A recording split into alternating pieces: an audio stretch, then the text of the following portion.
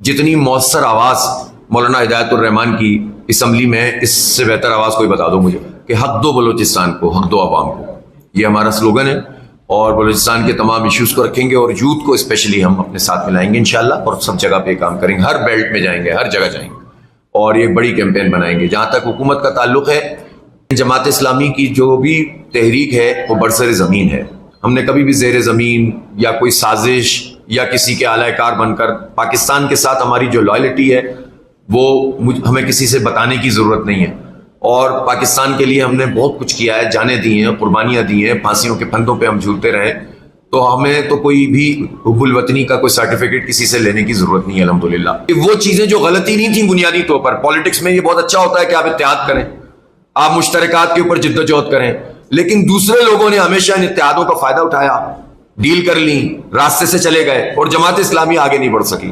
ہم نے فیصلہ کیا کہ بات سب سے کریں گے، بات چیت بھی اچھی کریں گے، مشترکات کے اوپر مشترکہ موقف بھی اختیار کریں گے، لیکن جماعت اسلامی اب آئندہ کوئی انتخابی اتحاد میں نہیں جائے گی، اپنے نشان پر لڑیں گے، واضح طور پر لوگوں کو میسج دیں گے، اور انشاءاللہ تعالی جماعت اسلامی ایک بڑی سیاسی قوت کے طور پر سامنے آئے گی. اور ہم نے جو اب پالیٹکس سے ابھی انتخاب تو نہیں ہے نا، لیکن اس وقت سب سے پاپولر جماعت اگر آپ پبلک اوپینین سروے کریں جو لوگوں کے دلوں کی بات کر رہی ہے وہ جماعت اسلامی ہے. ہم اسی پروسیس کو آگے لے کر جائیں گے، انشاءاللہ اس کا ایفیکٹ پڑے گا. ہم حق کی بات کریں گے، انصاف کی بات کریں گے، برسر زمین کریں گے، آئین کے مطابق کریں گے، پرامن طریقے سے کریں گے، جمہوریت اور آئین کے مطابق کام کریں گے، اور پھر اس میں آگے بڑھیں گے انشاءاللہ. جو روکے گا تو ہم اس پر بھی آئینی اور جمہوری طریقے سے اپنے رد عمل کا اظہار کریں گے. بھی پاک مسلم دنیا میں یہ کام کرنے جا رہا تھا نا، تو 7 اکتوبر کے بعد تو سب کے خواب بکھر گئے. پاکستان میں تو خیر انشاءاللہ یہ کبھی بھی نہیں کر سکیں گے، یہ جرت بھی نہیں کر سکتے. یہ جرت کریں گے تو پوری قوم ان کے ساتھ جو کچھ کرے گی، جو بھی ہوگا یہ کام کرنے کے سوچے گا بھی تو اس کے ساتھ اتنا برا ہوگا کہ تصور سے محال ہے. لہٰذا یہ تو انشاءاللہ کبھی بھی نہیں ہوگا.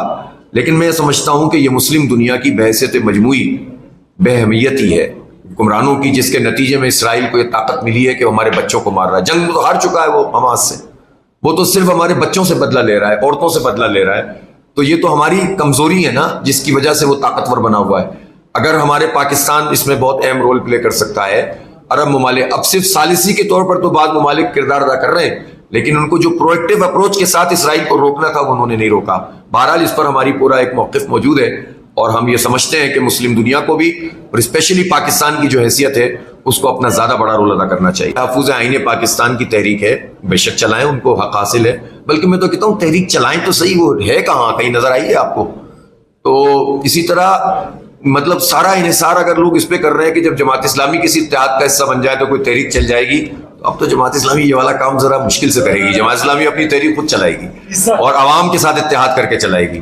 تو میرا خیال ہے کہ ہر پارٹی کو یہ حق حاصل ہے کہ وہ یہ کام کرے، لیکن تجربات بہت تلخ ہیں. لوگ راستوں سے اپنے ٹریک بدل لیتے ہیں، اور اس کے نتیجے میں قوم کے اندر مزید مایوسی پھیلتی ہے. جماعت اسلامی کی تحریک کا پیٹرن بہت واضح ہے کہ جو بھی ایشوز پبلک کے ایشوز ہیں ان کو ہم نے آئیڈینٹیفائی کیا ہے، ایک قومی ایجنڈا بنایا ہے، اور اس پر ایک طویل جد و جہد کو سامنے رکھا ہے. اور اس کے ہی مختلف مظاہر رہیں گے، جس میں دھرنے بھی ہوں گے، احتجاج بھی ہوگا، معاہدے بھی ہوں گے، عمل درآمد بھی ہوگا، ہڑتال بھی ہوگی، اور لوگوں کو لوکل سطح. ہم نے کسانوں کے حوالے سے بہت بڑا کام کیا ہے.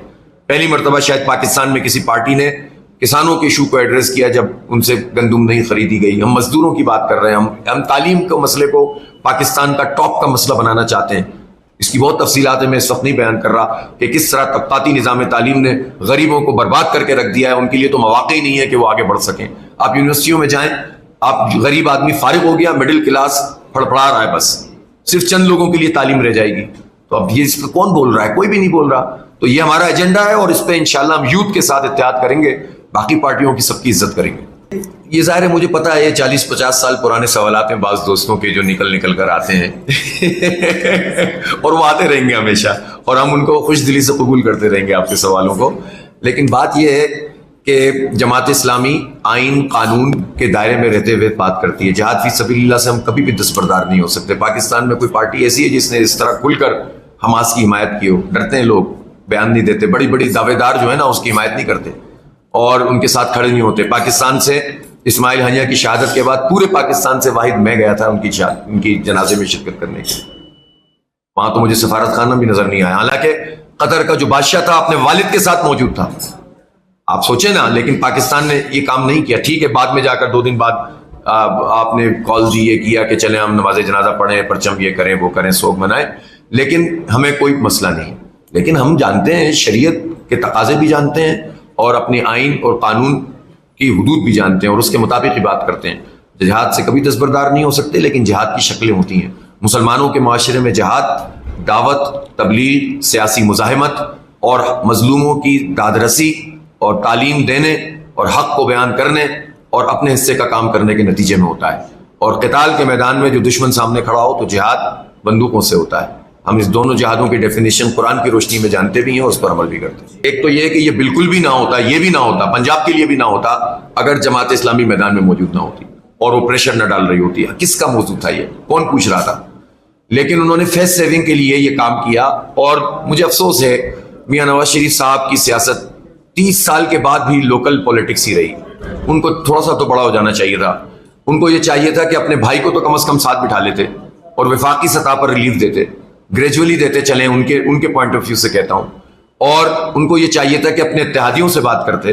دیکھیں اس وقت ہے پی ڈی ایم کی حکومت، نون لیگ کی حکومت نہیں ہے. پیپلز پارٹی جو یہ نورا کشتی کرتی ہے نا، ایم کیو ایم اور پیپلز پارٹی ٹائپ کی پارٹیاں، کہ وہ بھی مطالبہ کر دیتے ہیں جس طرح ہم مطالبہ کرتے ہیں، تو وہ تو حکومت کا حصہ ہے. تو زرداری صاحب نے کیا رول پلے کیا اس میں؟ جو ہے وہ سندھ حکومت نے یہ کام کیوں نہیں کیا، بلوچستان نے کیوں نہیں کیا، کے پی نے کیوں نہیں کیا؟ کہنے کا مقصد یہ ہے کہ یہ کچھ بھی نہیں ہے. 14 روپے لاگت کے مطابق بجلی کی قیمت کا تعین پورے پاکستان میں ہونا چاہیے، صرف پنجاب میں نہیں.